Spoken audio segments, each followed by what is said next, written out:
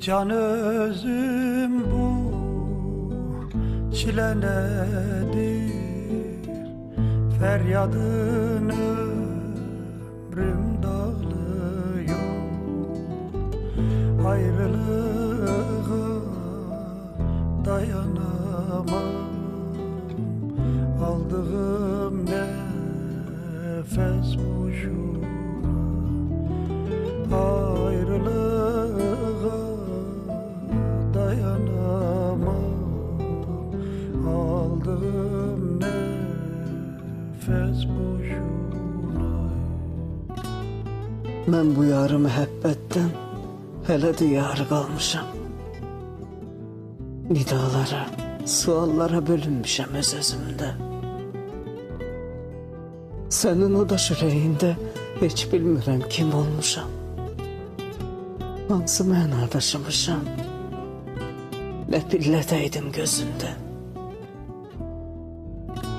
Çox körpülər dağıtmışıq, yol olmayıb geri dönək.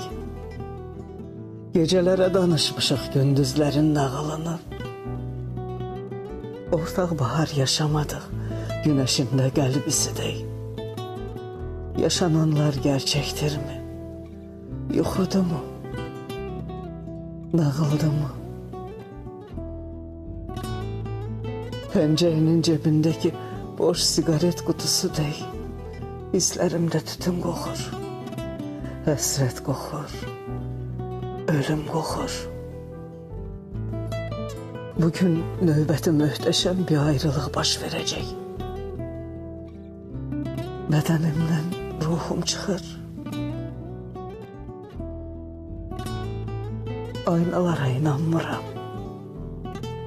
Aynalara inanmıram. Bu dünyanın gerçeği yok. Boyaq həqiqətlər yarışlarla yuyulmur mu? Gedirsənsə bir geri dön. Gözlerimin içine bak. Bakışımdan bir sevginin faciası duyulmur mu? Ya sen adiden adisen, ya mən ziyadə qəlisən. Dil tapmırıq, yol tapmırıq. Cəhdlərimiz boşa çıxır.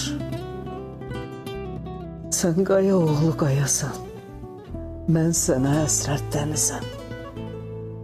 İslatsan da sahilimi, dalğalarım daşa çıxır.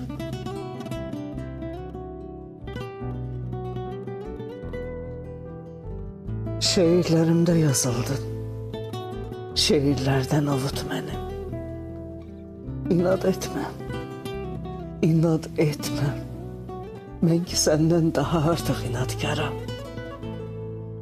Sonu yoxdur bu sürgünün. Her gün biraz unut məni. Mən də səni yada salıb hər gün biraz unudaram.